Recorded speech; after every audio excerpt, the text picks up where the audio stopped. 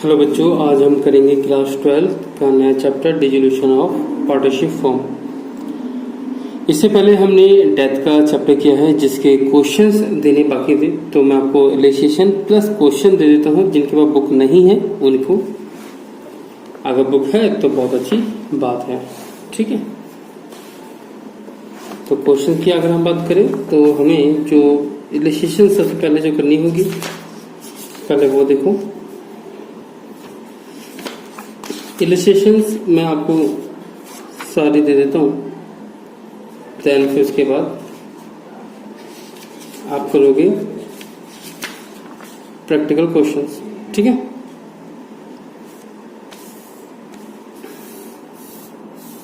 ठीक है, यहां से देखो, यहां से स्टार्ट, आपका यहां से स्टार्ट हो जाएगा, ठीक। यहां पे आपको सिर्फ एक जनरल एंट्री पूछी गई है। ये ट्रीटमेंट ऑफ गुडविल होगा 100%। देखो, ट्रीटमेंट ऑफ गुडविल, ठीक। आंसर के साथ है। अगर आपको फिर भी समझ में नहीं आता तो हमसे पूछ सकते हो, ठीक है। ओके, यहां से आपके फुल लेंथ क्वेश्चन स्टार्ट हो जाते हैं जो आपको करने हैं, ठीक है बेटा। ये है आपका इलस्ट्रेशन। ये आंसर के साथ बेटा जनरल एंट्री भी दे रखी है, ठीक है। जनरल एंट्री भी इंपॉर्टेंट होती है क्योंकि एग्जाम में जनरल एंट्री आ जाती है। ये इसका आंसर, ठीक है। 45 इलस्ट्रेशन। अब देखो, अगर हम बात करें सिर्फ जनरल एंट्री की, तो देखो जनरल एंट्री पास अगर आप करोगे तो जिन बच्चों को जनरल एंट्री पास करने में प्रॉब्लम होती है तो उनके लिए बहुत ही सिंपल सा तरीका मैं बताऊंगा कि जो भी पर्सन की डेथ हो रही है उसका आप कैपिटल अकाउंट बना लो, ठीक है, और फिर इसकी जनरल एंट्री पास कर दो, ठीक। मतलब ये सारी चीजें debit to white capital account और ये credit white capital account debit. तो इस हिसाब से भी आप एंट्री बार बार पास कर सकते हो। जैसे एक बार बता देता हूँ, जैसे reserve fund account debit two bytes capital account, interest account, ये इंटरेस्ट में कैपिटल ही होगा, इंटरेस्ट में capital account debit two bytes capital account, ठीक है। इस तरीके से आप जनरल एंट्री पास कर सकते हो। फिर इलस्ट्रेशन नंबर 45, इसका भी आंसर देखेंगे। इसका आंसर ये ना, बुकेट टी.एस. ग्रेवाल,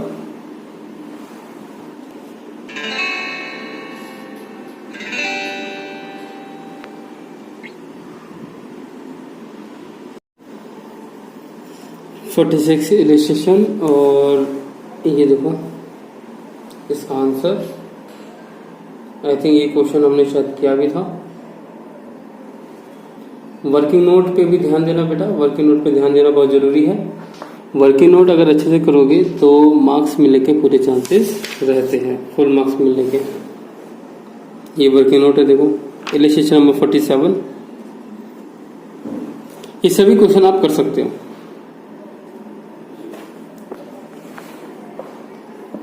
ये सभी क्वेश्चन आप कर सकते हो। देखो जनरल एंट्री लिखा भी होगा यहाँ पे, you are required to pass the necessary journal entry, show the revaluation account and the capital account of the partners. यहाँ पे पार्टनर्स की बात कर रखा है, तो इसका मतलब सभी पार्टनर जितने भी 2-3 जितने भी है, अगर आप देखोगे तो इसमें 3 है बेटा, ए बी सी, तो तीनों ही पार्टी की कैपिटल अकाउंट आपको बनानी होगी और साथ में बोला है बैलेंस शीट भी बनानी है। तो यहाँ से इसका सोल्यूशन स्टार्ट है।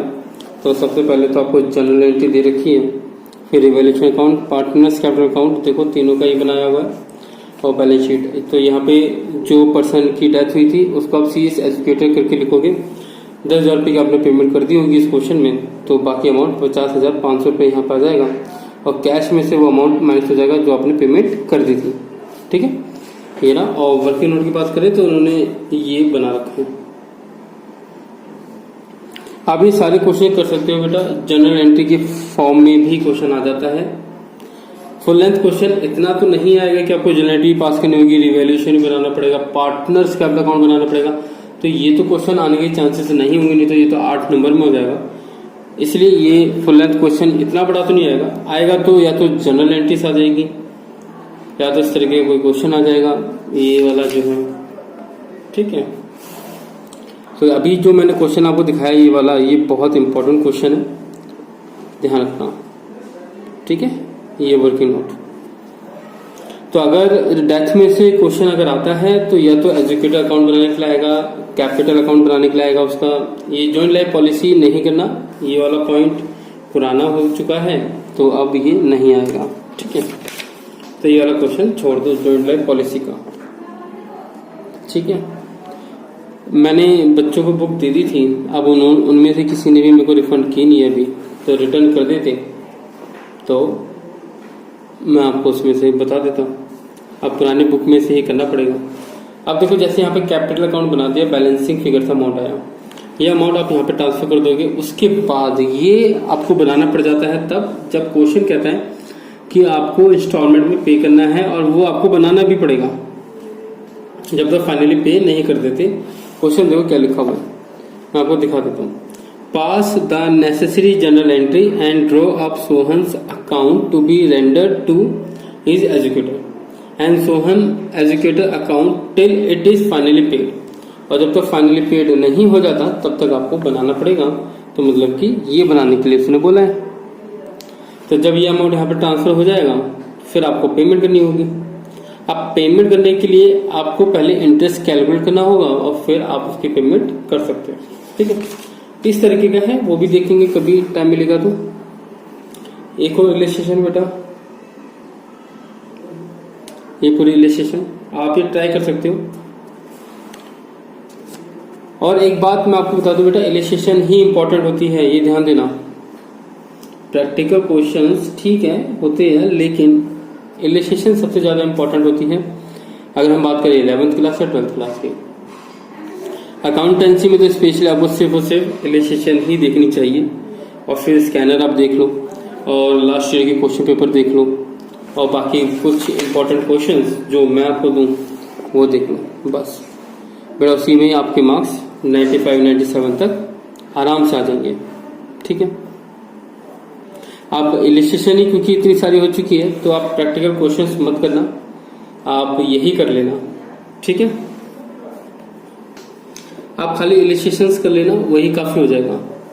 देखो तो ये वाला क्वेश्चन भी बहुत अच्छा क्वेश्चन है जो अभी मैंने आपको दिखाया।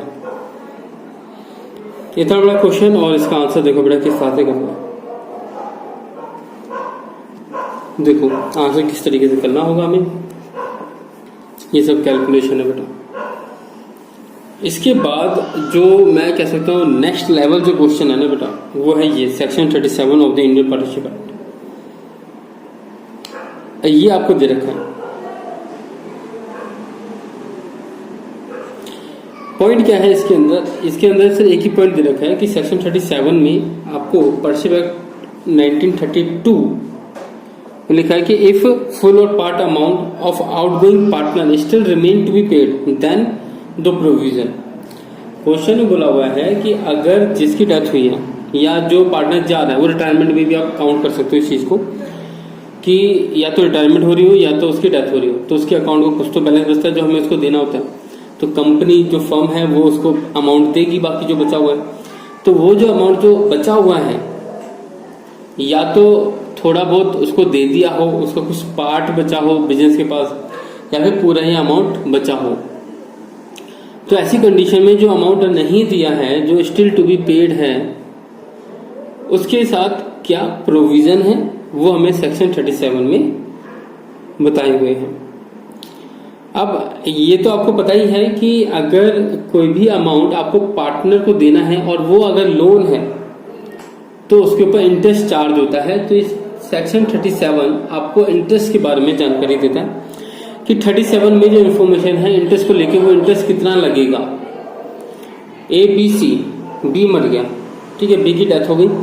अब बी का अमाउंट बचा है 5 लाख रुपए फर्म के ऊपर। अब फर्म 5 लाख रुपए इसको देगी, मान के चलो 5 लाख में से 2 लाख दे दी, 3 लाख बचे अभी भी। तो वो 3 लाख रुपए पे इंटरेस्ट क्या चार्ज करेगा, तो फर्म इंटरेस्ट कितना देगी उसको, वो डिपेंड करता है। पहला पॉइंट, या तो म्यूचुअली जो भी कंसेंट है, जो उन्होंने आपसी जो सहमति बनाई है उसके बेस पे, या फिर 6% के बारे में तो आपने सुना ही होगा कि 6% दे दिया जाता है। तो इसी के इर्द गिर्द कुछ चीजें यहाँ पे लिखी हुई है, वो एक बार पढ़ लेना। और ये नेक्स्ट लेवल क्वेश्चन अगर एग्जाम में आया तो सबके तोते उड़ जाएंगे, कोई भी बच्चा नहीं कर पाएगा। तो ये सिर्फ वही बच्चे कर पाएंगे जिन्होंने पहले से इस पे ध्यान दिया हुआ है, ठीक है। तो ये इम्पोर्टेंट है बेटा, ये मोस्ट इम्पोर्टेंट है। एग्जाम में अभी तक मैंने देखा नहीं, लेकिन जब भी आएगा बच्चे पक्का 4 नंबर का छोड़ के आएंगे। 101% बच्चे छोड़ देंगे इसे, और ये सिर्फ टॉपर बच्चे ही होते हैं जो इसको करते हैं, बाकी सब बच्चे इसको छोड़ देते हैं।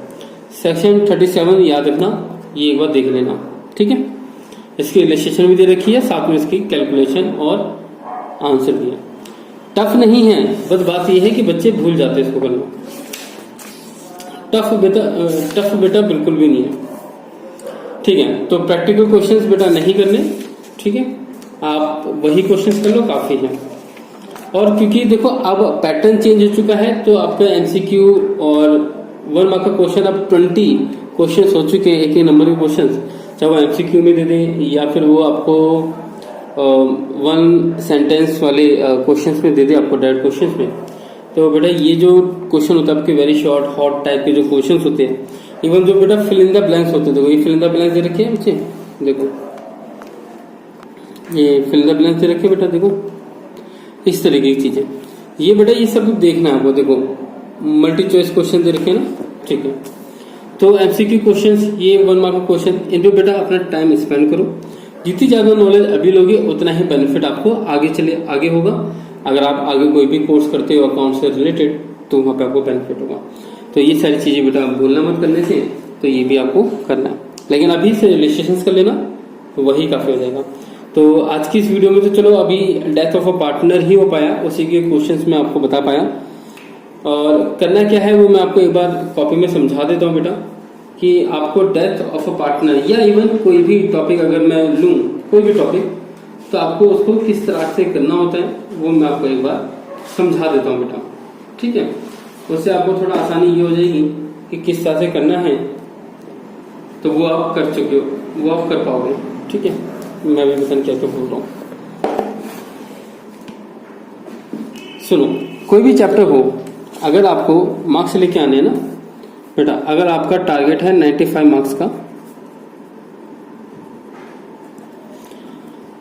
इवन अकाउंटेंसी नहीं, बिजनेस इकोनॉमिक्स में भी अगर आपको चाहिए, तो कैसे कैसे करना है वो मैं आपको पहले अकाउंटेंसी समझा देता हूँ, फिर जब इकोनॉमिक्स की वीडियो बनेगी तो इकोनॉमिक्स में समझा दूंगा मैं आपको, और बिजनेस स्टडी का होगा तो बिजनेस स्टडी का भी समझा दूंगा। देखो अकाउंटेंसी में क्या करना है वो मैं आपको बताता हूँ। जैसे आप टीएस ग्रेवाल लोगे, ठीक है, तो टीएस ग्रेवाल जो बुक है बेटा, उसके अंदर आपको क्या करना है, टीएस ग्रेवाल बुक के अंदर आपको इसकी इलस्ट्रेशंस करनी है। सबसे पहले इलस्ट्रेशंस करनी है। अब ये बात ध्यान में रखना बेटा कि आप सब बच्चे कहते हैं कि सर प्रैक्टिकल क्वेश्चंस करो, प्रैक्टिकल क्वेश्चंस में कुछ नहीं बचा। क्यों? क्योंकि जब आपके स्कूल जब ओपन होते हैं ना, तो आपका जो होमवर्क मिलता है वो आपके क्वेश्चंस का ही मिलता है, प्रैक्टिकल क्वेश्चंस का ही, तो आप उस टाइम पे वो कर सकते हो। इलस्ट्रेशंस करना इसलिए जरूरी है क्योंकि इलस्ट्रेशन में वो सारे पॉइंट इंक्लूड होते हैं जो आपके प्रैक्टिकल क्वेश्चन में दे रखे हैं। तो इलस्ट्रेशन ज्यादा टफ है आपके प्रैक्टिकल क्वेश्चंस की कंपैरिजन में, इसलिए इलस्ट्रेशन करना सबसे ज्यादा जरूरी है। फिर उसके बाद क्या करना है, हाँ अगर आप ये कहते हैं सर प्रैक्टिकल क्वेश्चन बिल्कुल नहीं करने, नहीं करो। जब आपके टीचर जब आपको होमवर्क देते हैं तो उस टाइम पे कॉपी में कर लो, लेकिन जब बात आती है तैयारी की, प्रिपरेशन की, तो आपको सिर्फ इलस्ट्रेशंस करनी है और कुछ नहीं करना। मैं बात कर रहा हूं यहाँ पे बेटा टीएस ग्रेवाल बुक की, ये ध्यान रखना, ठीक है। जैसे आप इलस्ट्रेशंस कर लेते हो उस चैप्टर की, तो उसके साथ करो बेटा स्कैनर, उसके साथ करो बेटा स्कैनर।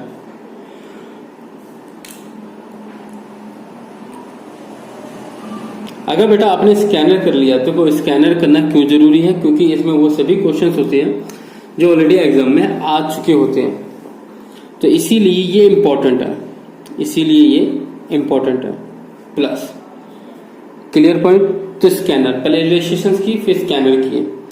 अब यहाँ पर अब आपको होगा कि सर अगर हम जैसे इलस्ट्रेशन में अगर अराउंड 70 के आसपास इलस्ट्रेशन है, प्लस आपका स्कैनर के अंदर 50 प्लस क्वेश्चंस है, तो 120-130 क्वेश्चंस हो जाते हैं, और सभी क्वेश्चंस को करना पॉसिबल नहीं है, ये बात बिल्कुल सच है। कुछ ही बच्चे होते हैं जो सारे क्वेश्चंस करते हैं, लेकिन उस लेवल तक पहुंचने के लिए आपको अपना कंसंट्रेशन लेवल बहुत हाई करना पड़ेगा, क्योंकि अभी आपके सभी के पास मोबाइल है और अभी आप वीडियो भी देख रहे हो तो या तो लैपटॉप पे, कंप्यूटर पे या तो मोबाइल पे देख रहे होंगे। तो इसी बात है, यहाँ पे डिस्ट्रैक्शन बहुत ज़्यादा है। कोई भी वीडियो देखना शुरू कर देते हो, कैरी मिनाटी की या बेबी की वाइन, आशीष चंचलानी, हर्ष बेनीवाल, या मेरे को और नाम याद नहीं आ रहे, इतने सारे लोग हैं, उन सबकी वीडियोस आप देखना शुरू कर देते हो। और कुछ नहीं तो फेसबुक को स्क्रॉल डाउन करना शुरू कर दोगे कि फेसबुक पे क्या चल रहा है। तो ऐसे में क्या है कि आप डिस्ट्रैक्ट बहुत जल्दी हो जाते हो, क्योंकि आपके पास इतनी सारी चीजें करने के लिए, और फिर स्कूल के होमवर्क भी करना होता है साथ साथ, तो पॉसिबल नहीं है कि आप ये सारे क्वेश्चंस कर पाओ। तो मेरा जो तरीका है, मेरी जो टेक्निक है वो ये है कि बेटा पहले क्वेश्चन को देख लो ऊपर से नीचे। तो स्टार्टिंग के तो आपको करने ही पड़ेंगे, क्योंकि आपने अभी भी सीखा है तो कंसेप्ट तो आपको अप्लाई करना पड़ेगा। जब तक अप्लाई नहीं करोगे तब तक समझ नहीं आएगा। तो आपने एक एक क्वेश्चन कर लिया, इससे क्या हुआ, आपका कंसेप्ट क्लियर हो गया कि इस क्वेश्चन को इस तरह से हमें करना होता है। जब आपका कंसेप्ट क्लियर हो जाता है, फिर आप ना हर एक क्वेश्चन को सिर्फ ऊपर से देख लो। अब क्योंकि मैंने बोला ही इलस्ट्रेशन है और स्कैन है और इसके आंसर ऑलरेडी गिवन होते हैं, तो आप साथ साथ इसका आंसर भी देखते चले जाओ। अगर आपको लगता है कि नहीं ये तो बहुत ही आसान था, इसमें तो कोई नई चीज थी नहीं, तो वो क्वेश्चन आपको कॉपी में करने की जरूरत नहीं है। लेकिन अगर आपको लगता है कि कोई ऐसा क्वेश्चन ऐसा है जो आपकी समझ से थोड़ा सा ऊपर है या थोड़ा सा एक्स्ट्रा लेवल का है, तो आप वो क्वेश्चन करके देखो। तो ऐसे क्वेश्चन हार्डली 20-25 होंगे, 20-25 हार्डली, तो शायद वो भी नहीं होंगे। 10-15 क्वेश्चन में ही आपका काम बन जाएगा। तो 120 क्वेश्चन करने की जरूरत नहीं पड़ेगी आपको। 15 से 20 क्वेश्चन या मैक्सिमम 25 क्वेश्चन में आपका चैप्टर कंप्लीट हो जाएगा। अब आप कहोगे कि सर 25 क्वेश्चन भी ज्यादा है, तो बेटा 25 क्वेश्चन करने के लिए मैं आपको पूरा साल दे रहा हूं। आपको कोई 1-2 दिन में नहीं करना, आपको पूरा एक साल है। अगर एक हफ्ते में भी एक चैप्टर करते हो तब भी आराम से चैप्टर आपके कंप्लीट हो जाते हैं, कोई बड़ा इशू नहीं है। और वैसे 20-25 क्वेश्चन को अगर आप 4-5 दिन में भी कर लोगे, वैसे मैक्सिमम 4-5 दिन तक लेकर जाओ उस चैप्टर को। और एक बात ध्यान रखना बेटा, जब भी कोई चैप्टर उठाते हो ना तो उसको एंड तक खत्म करके ही आगे बढ़ो। अगर आप बीच में छोड़ के कहीं और चले जाते हो तो दिक्कत होती है। हाँ, आप ना अगर बोर हो जाते हो, जैसे आप डेथ कर रहे हो, डेथ में आप बोर हो गए करते करते, तो आप इकोनॉमिक्स उठा लो, तो आप बिजनेस उठा लो, आप कोई और सब्जेक्ट करना शुरू कर दो, ठीक है। और किस तरह से कंसंट्रेशन आपको बिल्ड करनी है कि आपका जो मन है, आपका जो माइंड है, वो कंसंट्रेट हो सके आपके उस टॉपिक के ऊपर 2 घंटे 6 घंटे। तो बेटा अगर टॉप करना है, अगर आपको इतने मार्क्स लाने हैं, तो ये तो आप लिख कर ले लो कि आपको पूरे दिन सिर्फ पढ़ाई करनी है और कुछ नहीं करना। हाँ, अगर बोर हो जाते हो तो बाकी एक्टिविटी भी करो, लेकिन मैक्सिमम टाइम आपका स्पेंड होना चाहिए आपकी पढ़ाई पे, आपके क्वेश्चंस पे, ठीक है। फिर आप थोड़ा बहुत टहल सकते हो, वॉक कर सकते हो। म्यूजिक सुनना बहुत जरूरी है। बी फ्रैंक, आप म्यूजिक सुनो, जो आपको अच्छा लगता है वो म्यूजिक सुनो। अब जो भी गाने आपको अच्छे लगते हैं, पार्टी सॉन्ग है, लव सॉन्ग है, मोटिवेशनल सॉन्ग है, कोई भी सॉन्ग अगर आपको अच्छे लगते हैं तो आप सुनो, आपको बड़ा मजा आएगा और इसमें आपका माइंड फ्रेश हो जाता है। ये साइंटिफिकली प्रूव हो चुका है कि म्यूजिक आपकी बॉडी में एक पॉजिटिव वेव्स लेकर आता है।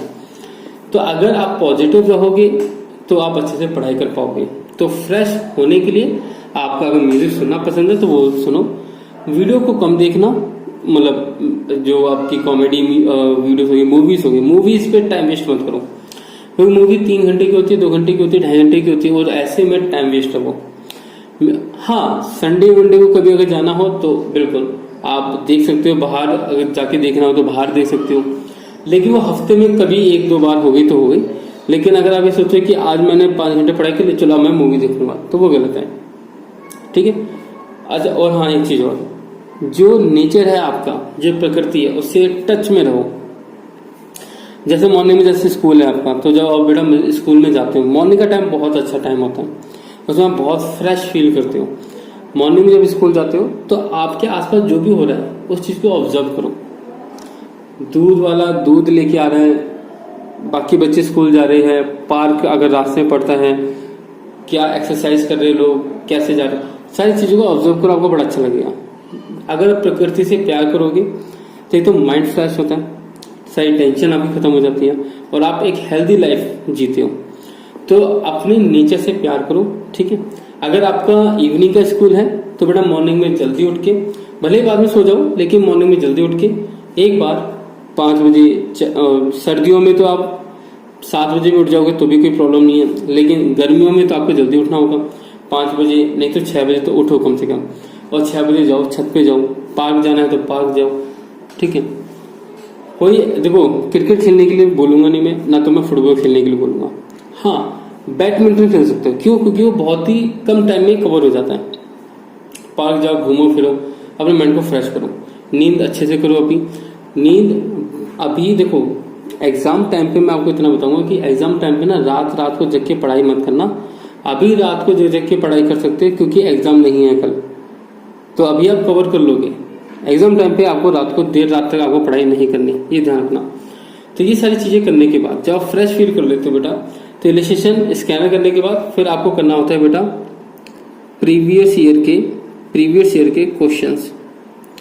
इसी चैनल पे मैं आपको क्वेश्चन पेपर दे दूंगा, 5 साल के 10 साल के जितने भी मेरे पास होंगे वो सब मैं आपको दे दूंगा। क्योंकि मुझे पढ़ाते हुए इतना टाइम हो चुका है, मेरा कोचिंग सेंटर है, तो मेरे पास क्वेश्चन आते रहते हैं क्वेश्चन पेपर, तो वो सभी क्वेश्चन पेपर मैं अपलोड कर दूंगा। अकाउंटेंसी का होगा, इकोनॉमिक्स का होगा, बिजनेस स्टडी का होगा, मैथ का मिलेगा तो मैथ का भी हो जाएगा, इंग्लिश का होगा तो इंग्लिश का भी मैं आपको अपलोड कर दूंगा। यहाँ पे मेरी जितनी कोशिश होगी वो सभी मैं आपको क्वेश्चन पेपर देने की यहाँ पे ट्राई करूंगा, तो क्वेश्चन पेपर भी आपको मिल जाएंगे। तो ये 3 चीजें करने के बाद आप तैयार हो जाओगे एग्जाम में जाने के लिए। और एक चीज और, इसके बाद कुछ एक्स्ट्रा लेवल के अगर आपको क्वेश्चंस करने हैं तो बेटा वो क्वेश्चंस आपको मिलेंगे डीके गोयल बुक में। डीके गोयल बुक सबसे बेस्ट बुक मुझे लगती है। जो एक्स्ट्रा लेवल के जो क्वेश्चंस होते हैं ना वो डीके गोयल बुक में होते हैं। एक्स्ट्रा लेवल के क्वेश्चन, बहुत खतरनाक बुक है, बहुत प्यारी बुक है ये, इसको करो। और आपके जैसे आर डी शर्मा है मैथ की, वैसे बेटा ये है डीके गोयल। डीके गोयल बहुत अच्छी बुक है और ये आपको लेनी चाहिए। सेकंड हैंड भी मिले, मतलब प्रीवियस ईयर की मिले तो भी कोई प्रॉब्लम नहीं, और अगर अभी के लो तो और भी अच्छी बात है। डीके गोयल बुक 12th की बहुत अच्छी बुक है, 11th की अच्छी बुक नहीं है, लेकिन 12th की तो बहुत अच्छी बुक है, आपको ये लेनी चाहिए डीके गोयल।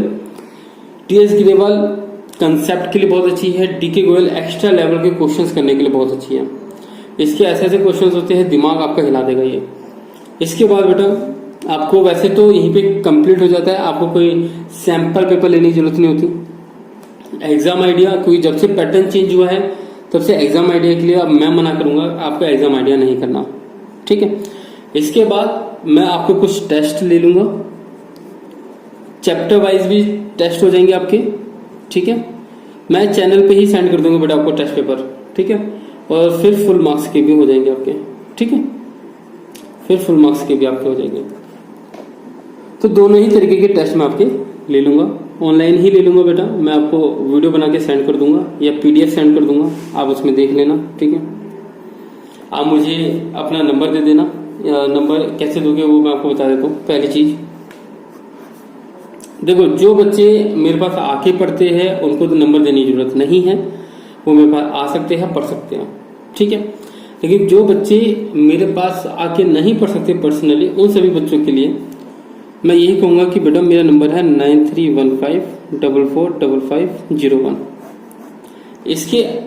इस नंबर पे आप मुझे व्हाट्सएप कॉल मत करना बेटा गलती से भी, क्योंकि कॉल मैं नहीं उठा सकता, क्योंकि ऑब्वियसली मतलब बहुत टाइम तक तो ये आपको ऑफ ही मिलेगा नंबर। क्यों? क्योंकि मैं वीडियो बनाता हूँ तो मोबाइल से ही वीडियो बनती है, तो मैं ऑफलाइन चला जाता हूँ और सिम बंद कर देता हूँ, तो इसलिए एक तो नंबर आपको नहीं मिलेगा इसमें, तो व्हाट्सएप कर देना, इससे हो जाएगा। कभी भी मोबाइल फोन अगर ऑन होता है तो मेरे को आपका मैसेज मिल जाएगा।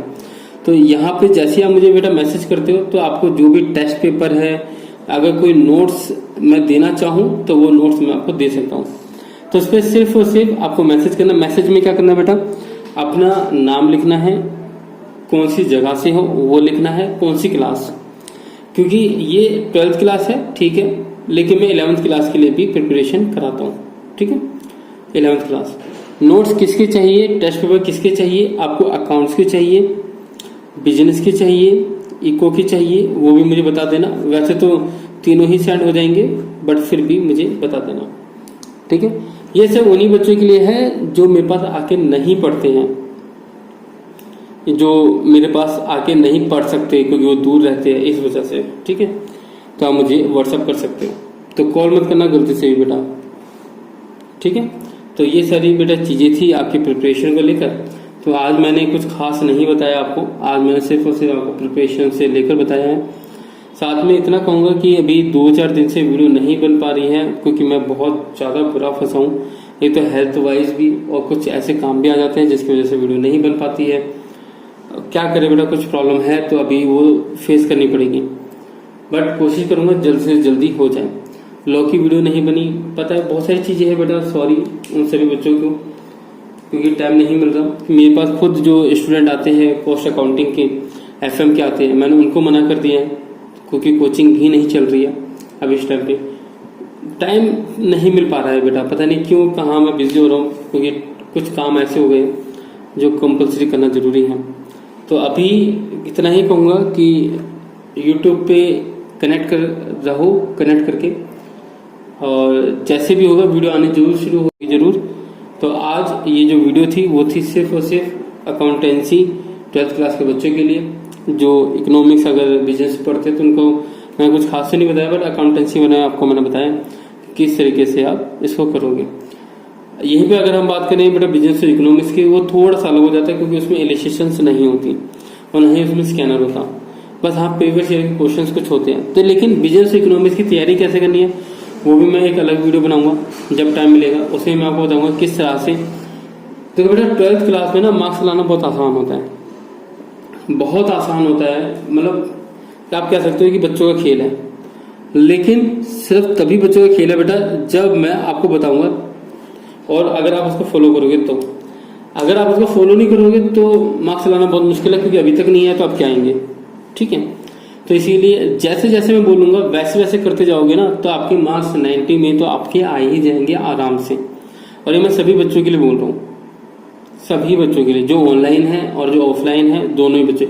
ऑफलाइन में थोड़ा बेनिफिट ये हो जाता है क्योंकि पर्सनली मैं आपसे टच में रहता हूँ, आप फेस टू फेस हमारी क्लास हो जाती है। ऑनलाइन में फेस टू फेस क्लास नहीं हो पाती है और ना ही पर्सनल टच मिल पाता है, ठीक है। लेकिन फिर भी अगर कोई बच्चा ज्वाइन करना चाहते हैं ऑनलाइन कोर्स भी, तो ऑनलाइन कोर्स भी अवेलेबल है, उसको भी मैं पर्सनल टच में रहूँगा, भले ही मोबाइल से रहूँ लेकिन रहूँगा जरूर, ठीक है। पर्सनली उससे बातचीत होती रहेगी।